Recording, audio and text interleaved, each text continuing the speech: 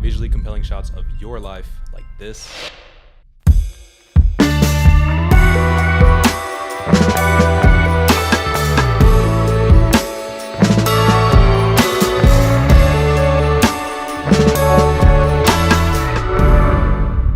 then watch the rest of this video. I'm just kidding. What's up, y'all? My name is Joaquin. I am a 19-year-old aspiring videographer, cinematographer from the Bay Area, California. And today I'm going to cover a few topics on how you can film your life just like a Christopher Nolan movie. I'll try my best to avoid recycled advice so you don't hear something you already know, like you gotta color grade your videos, man. You gotta use the rule of thirds, bro. This is the best camera for cut that. I'm gonna keep it short and concise since I don't want to take up too much of your time. But to compensate and to keep you hooked, I'll open one Pokemon pack from this box after each topic. Yeah, you with the short attention span. But nah, I've been keeping it sealed just so I could, record it and kind of have a purpose for it. But anyways, jumping straight into it, let's distinguish art and content. I believe cinematography is a subcategory of art, while video is a subcategory of content. There is a beauty and charm to creating visually intentional videos compared to fast-paced, trend-driven videos meant for quick consumption. Cinematography takes into account set, location, choice of camera, lenses, filters, the camera movement, angle, composition, etc., etc. At the end of the day, both are storytelling strategies, and while some skills of the two may overlap, there is a clear fine line between content and cinematography. TLDR, cinematography is often more visually intentional and focused on conveying emotion, while content is typically designed to connect with more of a broad audience. Segueing into our next topic is to practice, but not to record everything.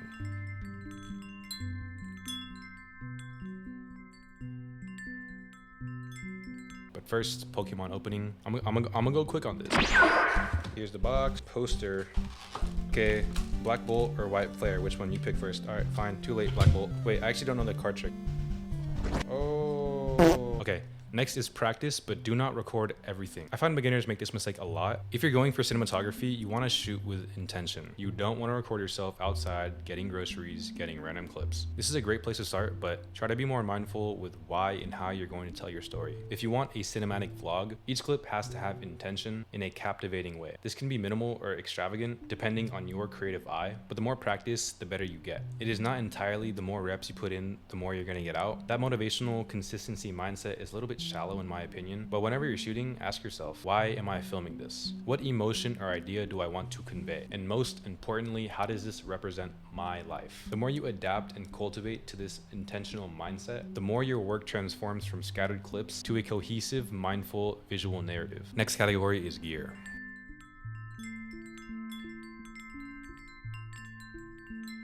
Second pack.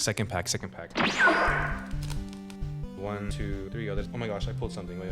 Mask, Hilda, Stunfisk, Leaper, Zebra Strike, Lampin, Buffalo EX, bro. Really?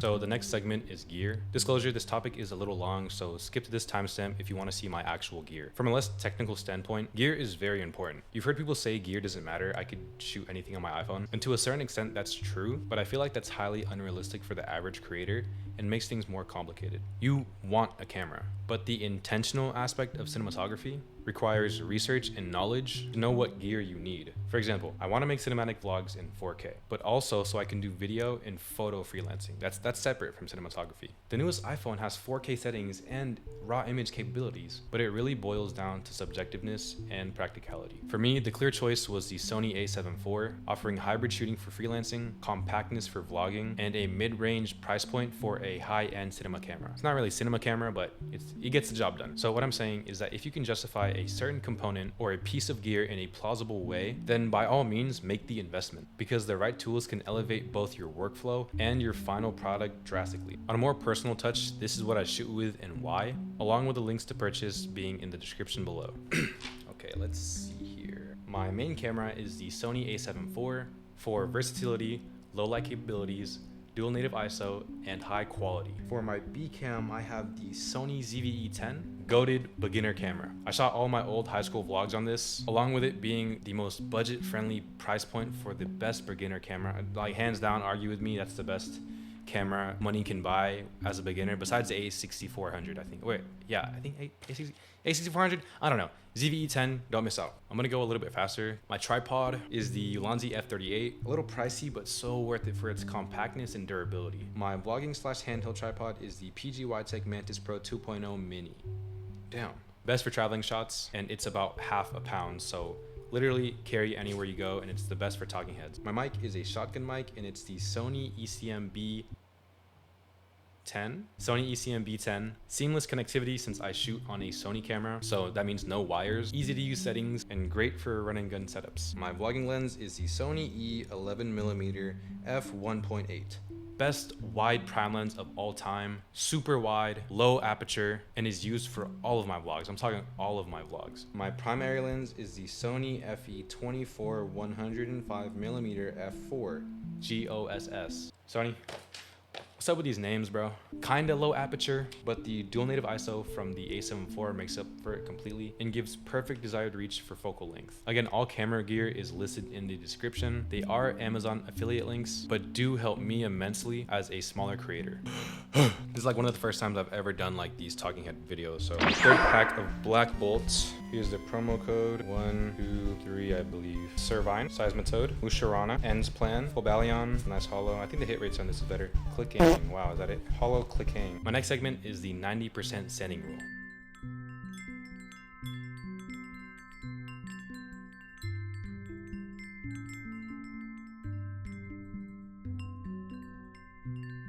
This is my favorite piece of advice I tell creators all the time. I found this on Reddit and it reads, every creative hobby has its 90% sanding. Sewing, 90% ironing, baking, 90% measuring, woodworking, 90% sanding. For video or cinematography, 90% editing. So what does this mean? For as much as you film and record, expect to edit twice as much, if not more. It's almost like the college unit rule. For as much units you take, expect to study, I think, is it 5 hours? Something like that. Meaning, invest in your environment. If you're going to sit down and edit for prolonged periods of time, might as well invest in a good editing station to maximize workflow. I have friends that edit on crappy rigs and wonder why their timeline and playback is so glitchy. Bro! Because you're editing on a 2014 Mac 8K footage with Dehancer. Sorry. There's a reason why I rigged my PC out. 1, for Valorant, but 2, for editing quality of life. I understand everyone's budget and needs are different, but at the end of the day, the 90% sanding rule is about respecting the dreaded part of your craft. Yes, shooting is fun, and it's the charming part, the adventure, but the editing is where the project comes together and actually becomes something. If you cut corners here, the entire project suffers. Kind of like painting with cheap paint on a really expensive canvas. So whether you're upgrading your hardware, organizing your media properly, or even just setting up a comfortable chair and good lighting, please treat your editing setup like a part of your camera kit. Last pack of white flare. This. 1, 2, 3. Okay, let's see. Gothita, Zebra Shrika, Mian Shao, Scrafty, Ducklet, Swoobat, and Archeops. I got nothing. Okay. Let's finish this up. My next segment of advice is to think like a cinematographer, not a videographer.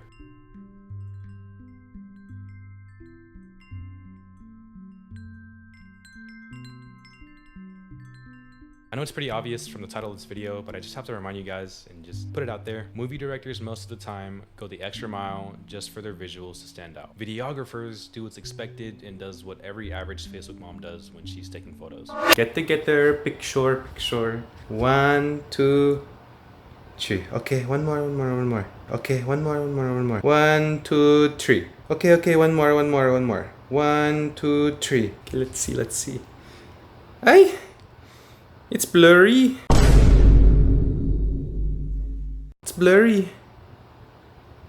One more. It's not just about pointing a camera and pressing record. It's about crafting every frame with intention and thinking ahead about how your shots will come together in the edit. What emotions do you want to convey? What story are you telling? And how are you going to demonstrate that through the camera? That's how you go from average footage to addicting cinema. It invites your audience to step forward into the story you're telling and live it with you. However, it usually does take a lot longer than the normal video, but I promise you it is 100% worth it for that final look. Okay, well, I actually don't have any more packs, so I'll just show you guys my collection.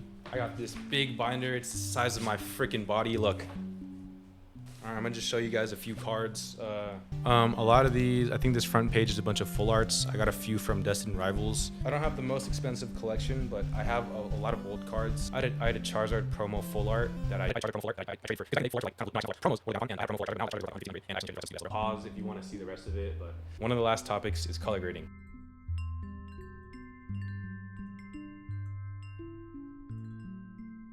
I literally could not avoid this topic if I wanted to. I know it's not necessarily shooting, but color grading is what makes your content go from this to this. I'm gonna go fast on this, but here's how you can do this the free way and the paid way. Skip to this timestamp as this next segment is a little long and you just wanna get to the end. All right, the free way is to grab your camera, shoot on any log profile. I shoot on Rec 709 S-Log3. Get your clip into your editing software. I recommend DaVinci Resolve. I highly recommend DaVinci Resolve, especially for color grading. Go to the color space and on the single node, drag a color space transform on top of it. In the settings tab, change your video settings accordingly for the input color space and input gamma settings. Now our footage is colored but looks weird. So let's add a film looks LUT on it, which comes pre-installed with DaVinci Resolve. Now just change the key output accordingly and just slide the color wheels for your desired look. For a cherry on top, you can also use a YouTube film grain overlay and just add it on top of your footage along with changing the composite mode to add. I did this for a long time until I discovered Dehancer. Well, they technically discovered me. Thus, the sponsor of today's video is Dehancer. I don't want to sell you guys a course or anything, but I genuinely use this in all of my footage. And it just makes color grading 1000% easier just because of how user-friendly it is. But look how fast I color grade this and how convenient it is. After installing Dehancer, depending on what plugin you purchased, I use Dehancer Pro.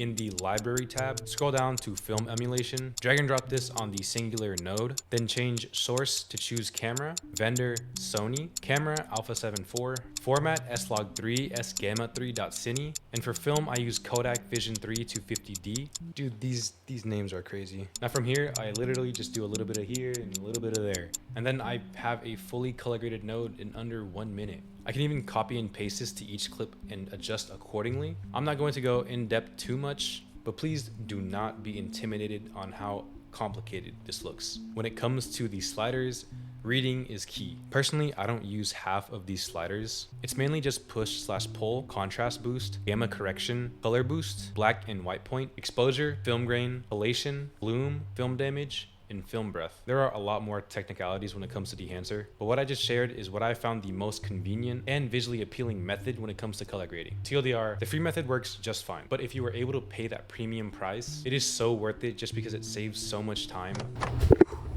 Looks a little dark. This is post-edit Joaquin. I just wanted to get on here and quickly say that if you are interested in using Dehancer as a film emulator, there's a code in the description. Use it when checking out and get a 10% off your purchase. All right, back to the video. And is so efficient and consistent at providing that film look. And for the very last segment I have for you guys today is consumerism and vision.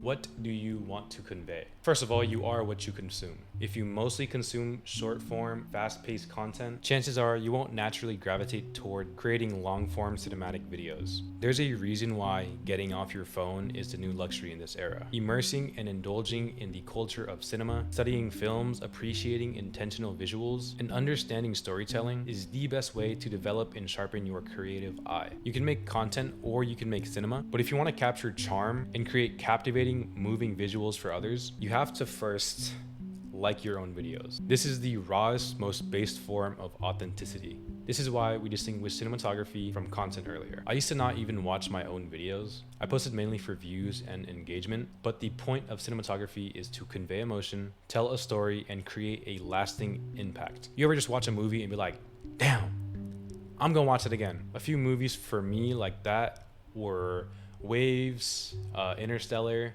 Snowfall, which is a TV series, but it's my favorite TV series ever. And I oftentimes look back on the type of style and film they would emulate then, and I would look at it on my footage and be like, okay, do I see this in a movie? Unrealistically, but also as a reference point to see if my footage is good enough. So finally, just ask yourself, What story do I want to tell? What feeling do I want to leave behind? This is a little bonus segment I just added in there. I appreciate you that watched all the way through, but this is just a little bit of a bonus point for you ambitious learners. You can be a cinematographer and a content creator. I am a micro-influencer due to my audience being less than 100,000 followers or subscribers, but don't limit yourself. There is nothing wrong with content at all. Cinematography is simply a non-trivial, subjective industry standard that is quite distinct from straightforward video content. Both have their place in value. One focuses on artistry, mood, and storytelling through visual language, while the other, video, often prioritizes immediacy, relatability, and engagement. Understanding this distinction helps you decide how you want to approach your work, but it shouldn't limit or box you in. Just remember that it is subjective for a reason, and you get to create your own story. If you watch all the way through, I appreciate you, and have a great day.